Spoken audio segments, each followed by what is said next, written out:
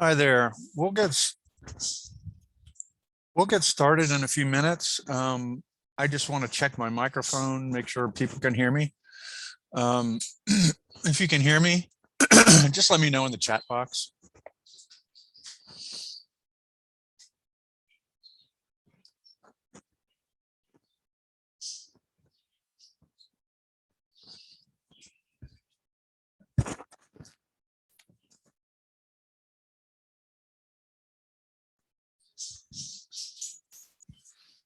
Hi there. Can folks hear me?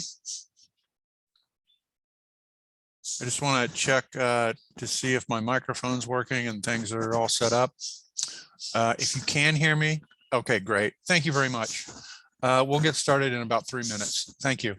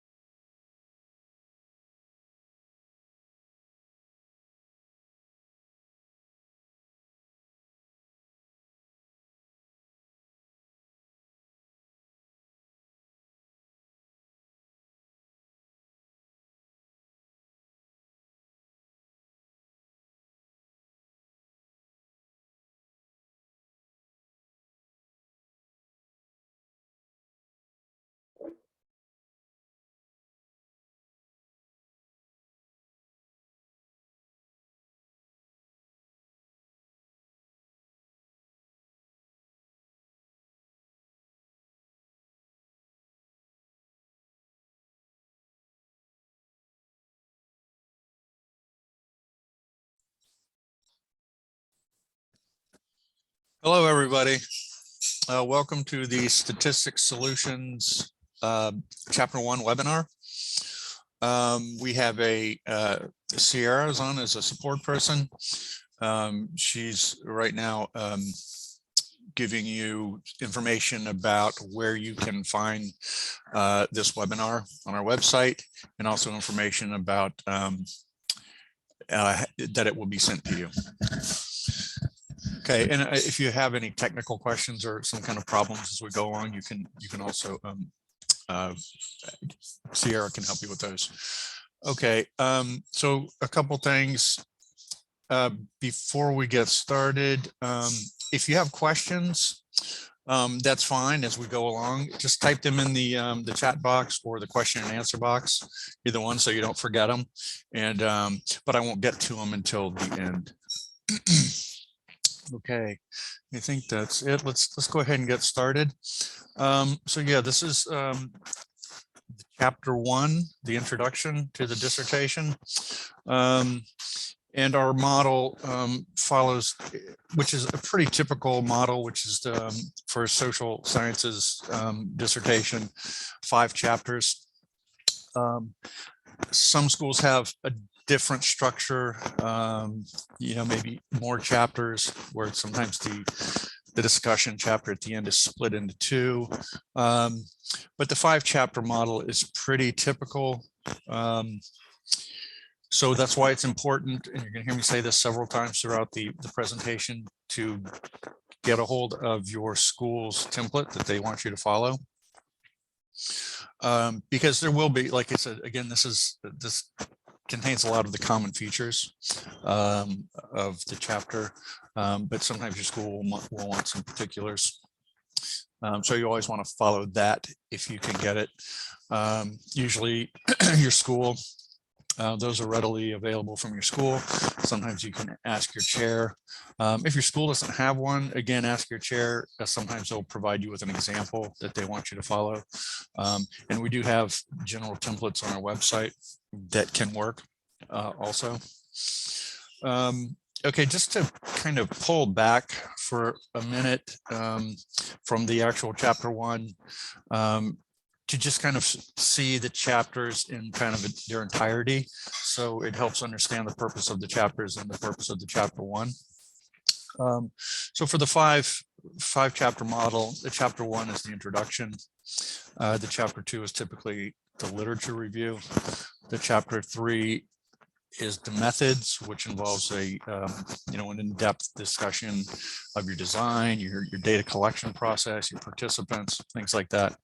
Chapter 4 is where you present the results, and chapter 5 is the discussion chapter where you discuss and interpret your results. So back to the chapter 1. What's the purpose of the chapter 1? It's the introduction, but it's really like, think of it as the blueprint for your study.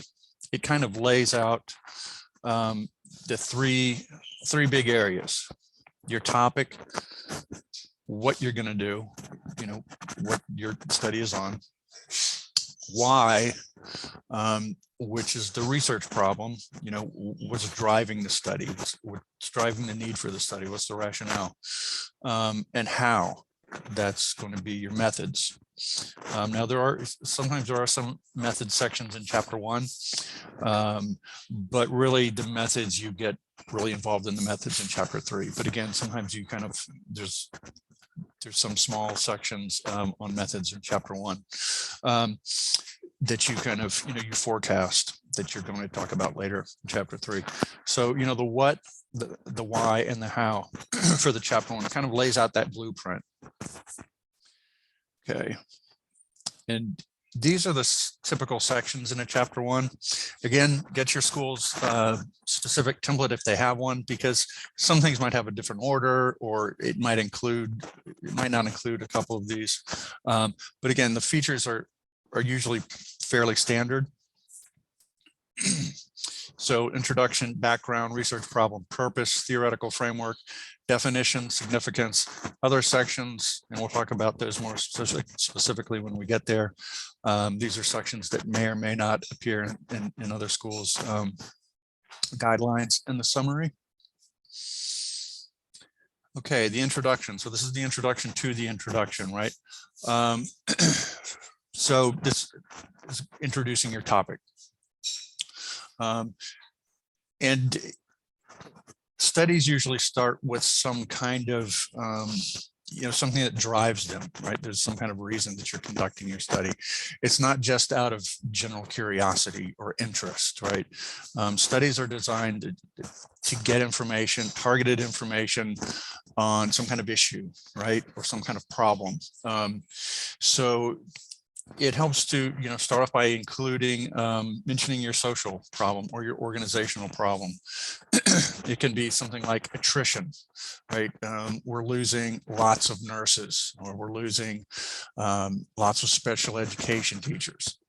So some kind of, or social problem, or some kind of educational problem, declining grades in a certain population, or declining test scores, if it's education. So you want to mention that, right? It's always helpful to use statistics if you can, or at least some kind of, observation from a researcher that you can use support to mention when you talk about your organization or your social problem, it needs support, whether it's statistic support or support from an expert. If you use statistics, that's great, but make sure they're recent, right? Or as recent as you can find. Because if you use statistics from 10 years ago, 15 years ago, things have changed, most likely. Okay, get the reader's attention, show them why, the kind of how this is a problem, the scope of the problem.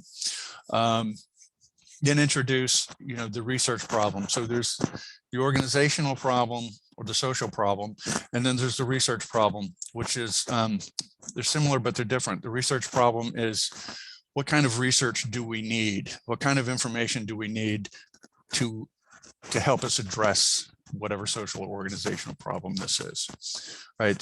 So that's the research problem, something that's lacking in the research, something we don't know, some knowledge we need that's going to help us address or understand this organizational or social problem.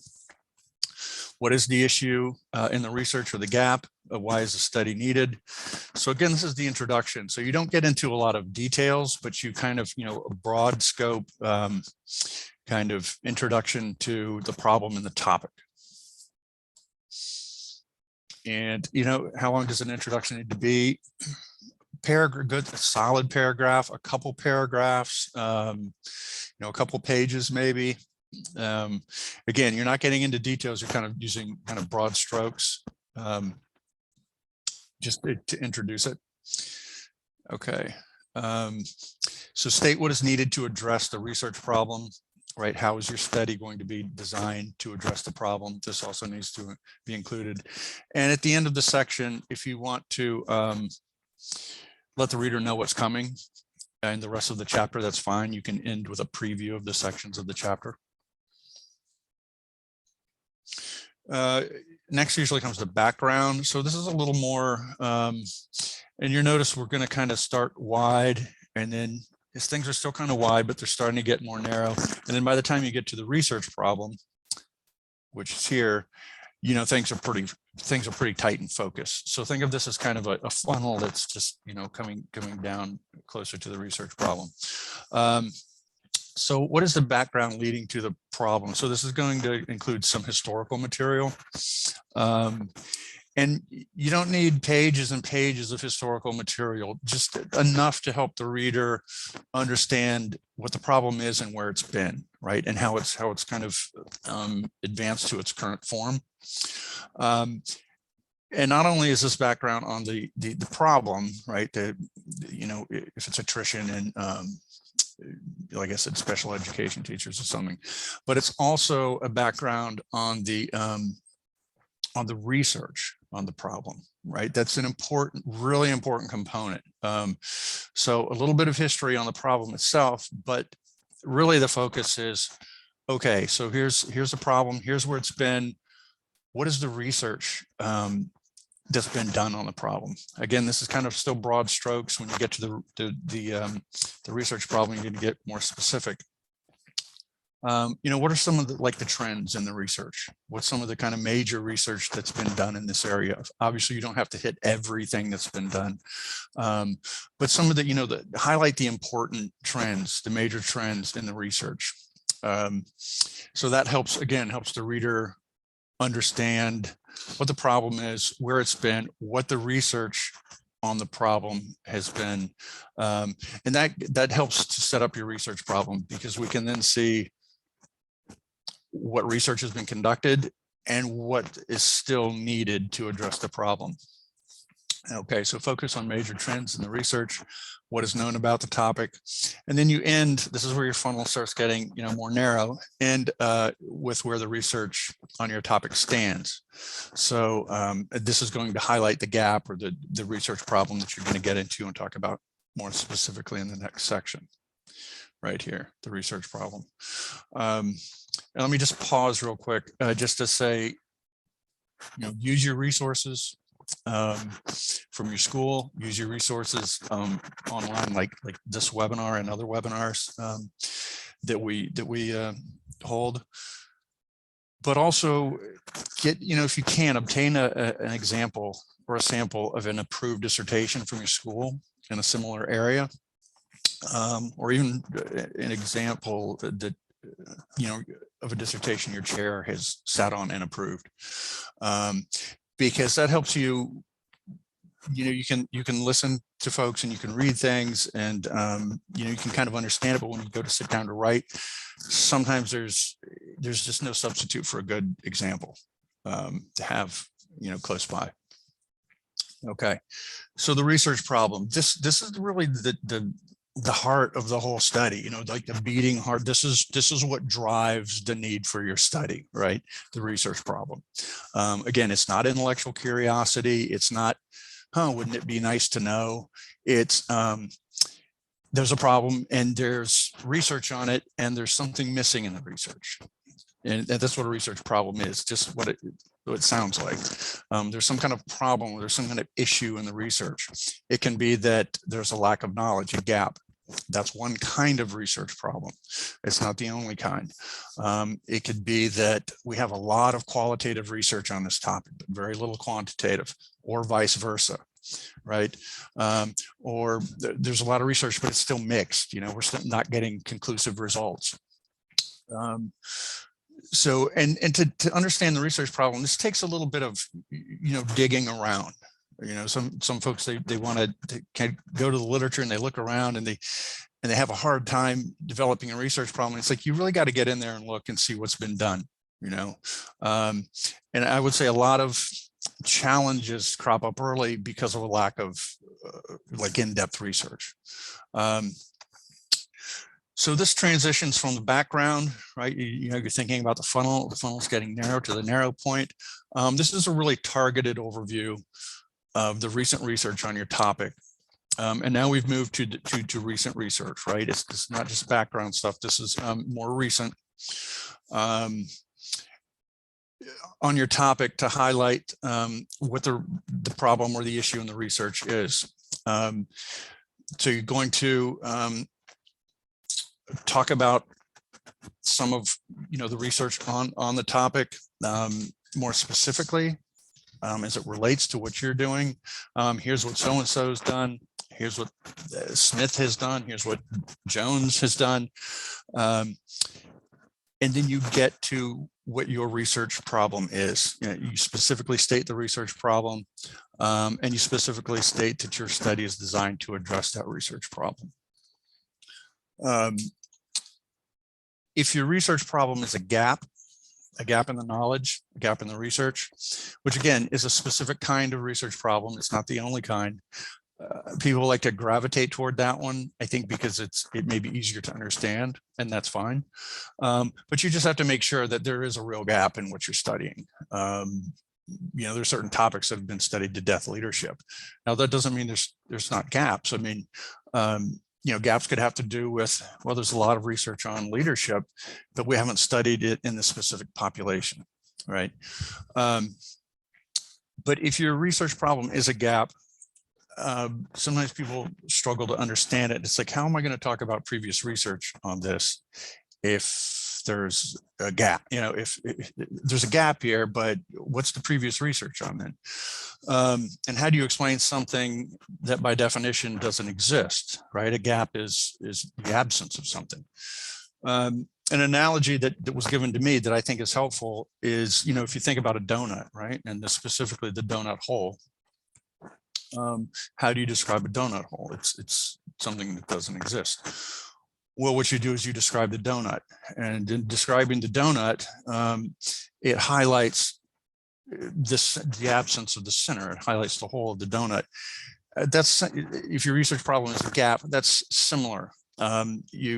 You describe the research around the gap. Well, so-and-so did this, so-and-so did this in this population, or so-and-so had this angle on the topic. And in doing that, you highlight what is absent and, the gap that you're going to be studying. That's just a helpful analogy that I've found. How long does a research problem have to be? Section, again, follow your template. A solid paragraph, a couple paragraphs, probably no more than a page, maybe a couple at the most. But, if you're going on and on in your research problem, you've gone on for more than 2 pages, you probably don't have it focused. A focused research problem, you should be able to, get it compressed and tight, and definitely within a couple pages, if not a page, or even less. Okay, purpose. Again, this section is not very long, usually a solid paragraph. And the purpose, really, think of the purpose as it's like what you're doing in your study in a nutshell, right? And it has a very specific construction, linguistically, syntactically, right? So it includes the purpose statement. The purpose section includes the purpose statement at the very beginning. It's the first sentence. So it's the purpose of the study. But you need to have the approach, the design, your verbs, not so important. Usually examine or investigate is more associated with quantitative research. Usually explore is more associated with qualitative research, which is more exploratory. Examine or explore the variables or concepts specific to your study in whatever sample or setting. And I have some examples, a qualitative example and a quantitative example. Let's just take one. The purpose of this quantitative approach, correlational design study, is to examine the relationship between transformational leadership and emotional intelligence in whatever sample or setting and setting you're looking at. So very specific construction for the purpose statements. The rest of the paragraph section, and again, purpose sections usually aren't that long, maybe a half a page, maybe a solid paragraph.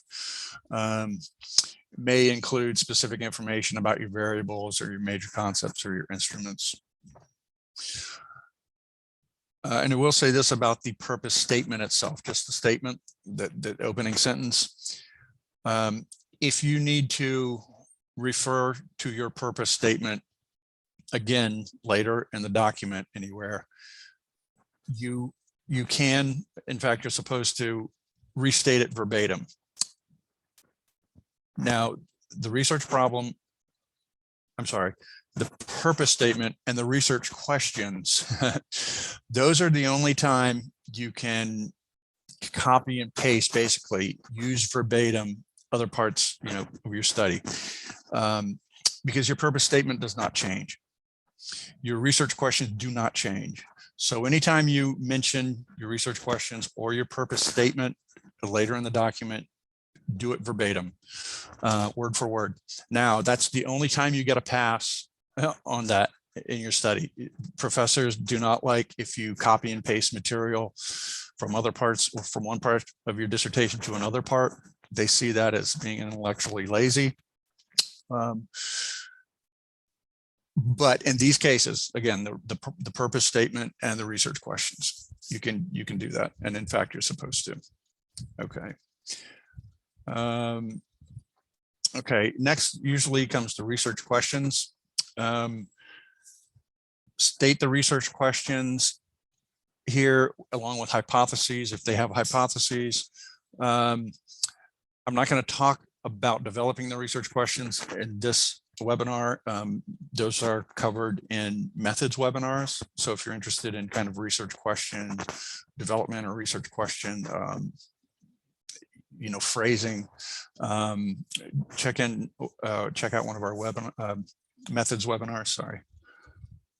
Okay.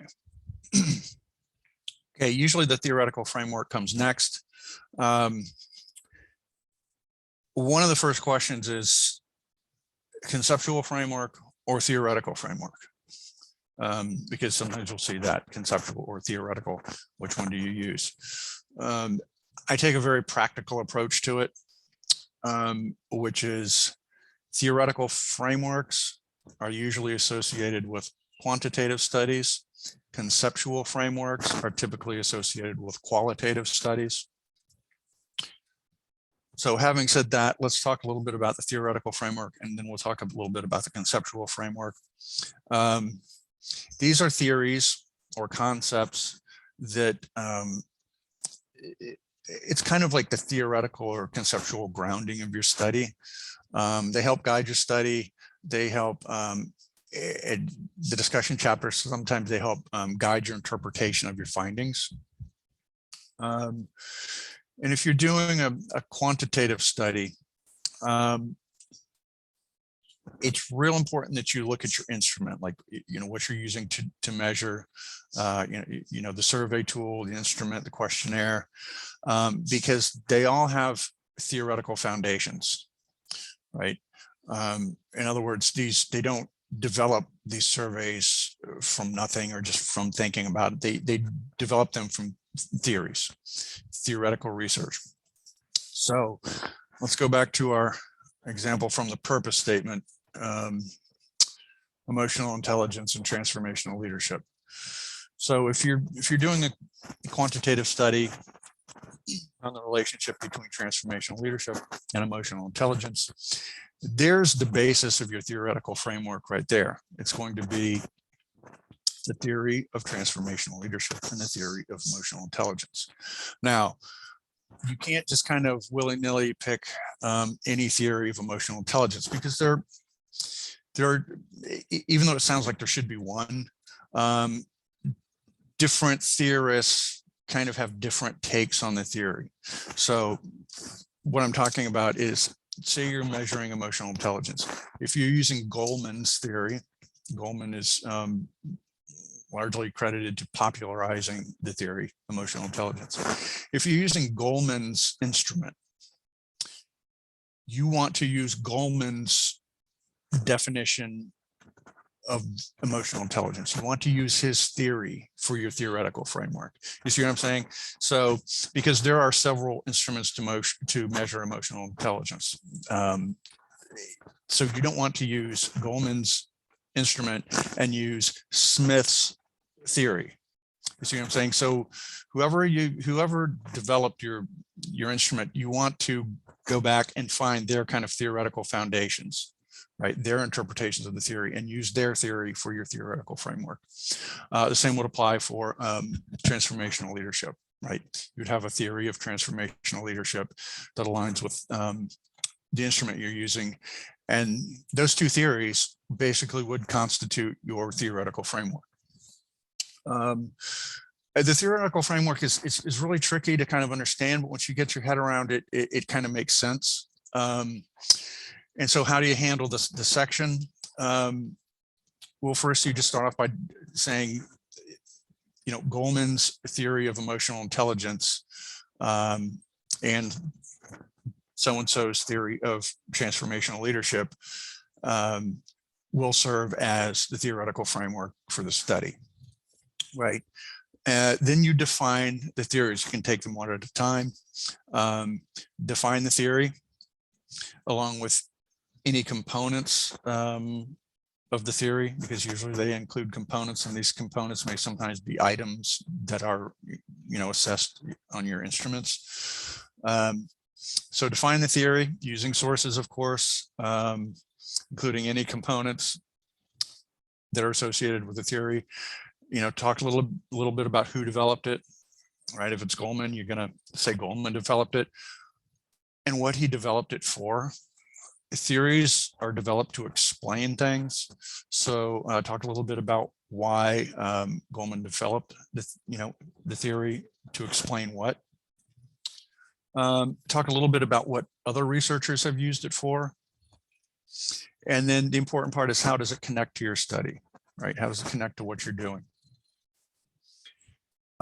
Conceptual framework, and then you would, just to back up, and if you also have transformational leadership as part of your theoretical framework, per the example we're talking about, you would do the same thing for that. So your theoretical framework would consist of both of those theories. And that's a situation where you would need two theories, right? One for each variable. Sometimes you can get away with one theory. If you can, that's great. I always say the theoretical framework, your theories need to be as streamlined as possible. Only use what you need. If you can get away with one theory, great, use one. If you need two, like we just talked about, fine, that's it. I see people stack up theories. This is not a general discussion of theories on your topic. This is a discussion of the specific theories that you're going to be using for your study and how they relate to your study. That's it. Okay, it's not a place to kind of, think about other theories that may apply and have a discussion about them. It's a targeted section on the theoretical foundations of what you're doing. Okay, if you conceptual framework, a little different, but it's kind of the same idea. Sometimes there's not overarching theories. For qualitative studies, they're a little more exploratory. So it needs to come from your major concepts that you're looking at for your qualitative study. And the major concepts that come from the literature, right? Things that apply to what you're doing, what you're looking at. And the same, you would do the same thing, define the concept or concepts if you need to use more than one, who developed it, or not developed the concept, but discuss the concept as the person you're using it from has talked about it, what they've used it for, what it helps explain, how it connects to your study. Okay, nature of the study or study design usually comes next. If they want, if your school wants methods in the chapter 1, some schools do, some schools don't. Typically, there's some discussion of methods in the chapter 1, again, but not always. This is not a methods webinar, so I'm not going to go in depth on it other than to say that usually it contains a rationale for the selection of your design, summarize the methodology, including whom and how the data are collected and how data will be analyzed. Right. And if you're interested in more of that kind of information, then, check out one of our methodology webinars. Okay, definitions. Definition section. Yeah, usually this is a pretty typical feature because it saves you from stopping and having to define major terms, somewhere, in chapter 2 or later on. You just get all the definitions out at the beginning. And the definitions, these are not, there's no mystery here. These should be, if you're doing quantitative study, they should include your factors and your variables, right? Qualitative, they should include your major concepts.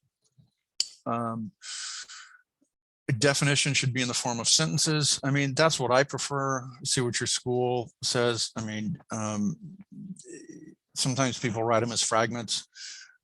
That's fine, but then sometimes your chair will come along and say, write them as sentences. I just go ahead and write them as sentences from the beginning. Definition should be clear and succinct. This is important. Definitions, again, are not discussions, right? So if you're defining a term, emotional intelligence, it's not a discussion of emotional intelligence. Goleman defines emotional intelligence this way. However, Smith defines emotional intelligence this way. Yet, it's not a discussion. It's very simple. Emotion for the purposes of this study, emotional intelligence will refer to, and then you give the definition with a source. So usually they're one sentence, maybe a couple sentences at the most. And they are not general definitions. They're not dictionary definitions. They're definitions anchored in the literature. So you need a source, a peer-reviewed source, specifically to how you will be using them in your study, right? Dictionary definition should be supported with peer-reviewed sources. We just mentioned that. No dictionary definitions, they're not general. Sources should be recent when possible. That's not so important here. If you can get recent sources, that's fine. If not, it's okay in the definition section. But generally throughout the chapter 1 and especially in the chapter 2, again, look at the requirements of your school. But usually more recent is better because, you know, if something's historical or foundational, that's fine. But you're doing a study, you know, a current study, right? And so some information that is older may not apply now. So keep things recent when you can, especially when you're talking about your research problem, not the historical background to the research problem, but the research problem itself. Because you may be citing stuff that's 10 years old and it's like the study may have been done already. So that's especially important in that section for your sources to be recent. Okay, that's the definition section. Your entries, don't just throw them in randomly, alphabetize them, right? And after your header definitions, you don't really need any material other than one sentence that says the following terms are defined for use in this study, period. And then go into your entries and alphabetize them. Okay. Significance, this is what professors like to call the so what section. So you're doing the study. So why does it matter? Who should care? And they're kind of being a little glib about it, but the point is that you're gonna have to talk a little bit about in other words, it's about the value of the information that you're going to get, right? How is it going to be valuable or contribute to research? How is it going to be valuable to or contribute to practice? And usually, yeah, it's two-pronged, this section, like, so you can have subsection if you want, or if you don't even, you know, have them subsectioned out, just have two focuses, two foci for the section. And the one is, how might your research contribute to the literature or theory, and how might your information from your study contribute to practice? Okay, so for contribution to research, you know, maybe it will allow us to, you know, give us information to, you know, allow us to look at the topic differently, to understand, you know, the subject using a different theory that's been typically used, or generate some new knowledge that's going to help, you know, inform researchers about future directions. For practice, significance for practice, you know, it's just like it sounds. It's for folks who do, you know, if it's an education study, for example, how might your findings inform what teachers do? How might it inform what administrators do, right? So at the level of practice, it gets down to that kind of nuts and bolts level. And again, it's about value, the value of the information from your study, the value to research, the value to practice. Okay. Other sections, I've kind of lumped these together. Some schools have these, some schools don't. Limitation section. Basically, it's a kind of, it's forecasting what you may see as potential shortcomings or weaknesses that may affect your results. So we're still kind of dealing with COVID a little bit. I mean, that can potentially throw a wrench into the gears of your study. You know, you may not get to, you know, a population may be unavailable that you want to study. You may have to go with a proxy sample. So anything that could you could see, you know, affecting your study down the road. Assumptions, again, check your guidelines. Sometimes this is needed, sometimes it's not. And this really means that things you have to assume or take for granted because you have no control over them. And the big assumption for most studies is that because you don't have control over your participants or what they say, you have to assume that they're going to answer straightforwardly and answer honestly.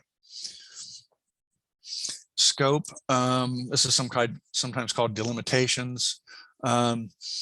It really just kind of defines the boundaries of your study. You're going to be looking at, you know, this population and not this other population. And it sounds a lot like your purpose, but it might have a little more information. And it's helpful in studies where, say you're doing an education study and you're only looking at a certain like student population. You're not looking at other, kinds of students, just this, maybe special ed students. You're not looking at general ed students. You're not looking at teachers. So it's really just kind of the limits or boundaries. Here's what you're focusing on, to the exclusion of everything else. And again, check your template, because sometimes these sections are in there, sometimes they're not. And I wouldn't say you need to add them. If your template doesn't require them, don't add them. This is just kind of based on what we see a lot. And the summary chapter, recap major points of the chapter, remind the reader of the research problem and why your study is needed or important. And you can end by transitioning to the next chapter if you want to. And kind of avoid what I call the fake summary, which is, where people just kind of list the sections. Well, I did this, this, and this, and it's just a list of the sections in the chapter. That's not a recapping of the major points of the chapter. And usually chairs won't let that fly. So, okay. And this is who we are. It's our contact information. Feel free to reach out to us and set up a consult to see if what we offer might be right for you. Obviously, no obligation, just to get information. And I'll leave that. Whoops, I'll leave that up. And does anybody have any questions? Feel free to type them in the chat box or the question and answer box.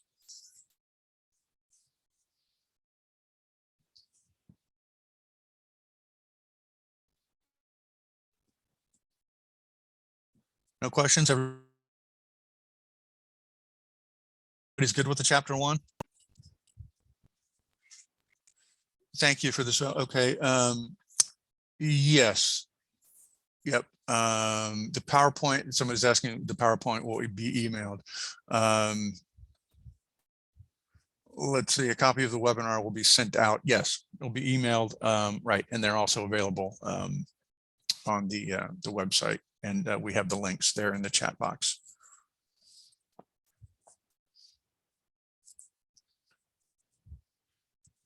Great. Any other questions?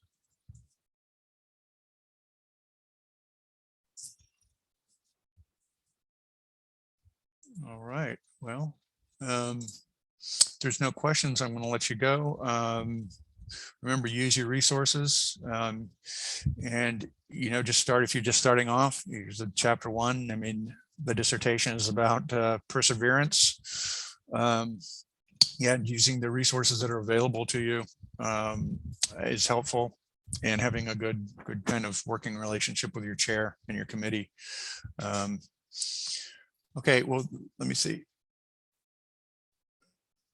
Okay, great. Oh, you're welcome, everybody. You're welcome. Okay. All right. Have a great day, everybody. Yep. And if we have other webinars on other topics and subjects, so feel free to check out, what we offer. All right. Thank you.